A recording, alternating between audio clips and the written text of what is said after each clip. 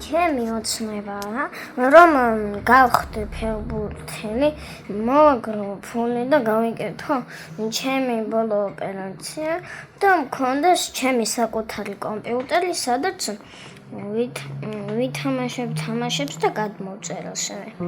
მას ისეთი დიდი და სევდიანი თვალები აქვს. ძალიან უნდა ველოსიპედით გადაობა, ბურთით თამაში, ეზოში სირბილი, მაგრამ ახლა მას ეს არ შეუძლია და შეიძლება ვერასდრო შეძლოს, თუ ფეხზე საჭირო ოპერაციას არ გაიკეთებს. დემეტრეს მარცხენა ფეხში კეთილთვისებიანი კისტა ანევრიზმა აქვს, რომელიც მისი ფეხის ზვალს შიგნიდან შლის. იქიდან გამომდინარე, რომ საქართველოში ზღვის ბანკი არ არსებობს, ოჯახს ბავშვის მკურნალობა თურქეთში უწევს. მათ ფული აღარ აქვთ, ყველანაირი რესურსი ამოწურეს. ამ ოპერაციის გარეშე ბავშვი სამუდამოდ ხეიბარი დარჩება. ოპერაციის საფასური $28,000.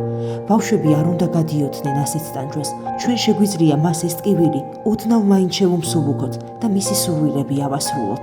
კომპიუტერი იმისთვის, რომ ითამაშოს და თამაშები ჩაწეროს. ამის ასრულებას რა უდგას წინ?